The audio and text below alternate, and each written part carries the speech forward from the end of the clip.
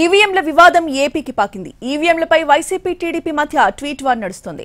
ఈవీఎంలపై tweet చేశారు YCP అధినేత జగన్.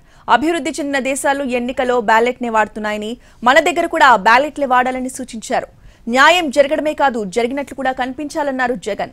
ప్రజాస్వామ్య స్ఫూర్తిని నిలబెట్టడానికి ఆ దిశగా అడుగులు వేయాలన్నారు మాజీ సీఎం జగన్.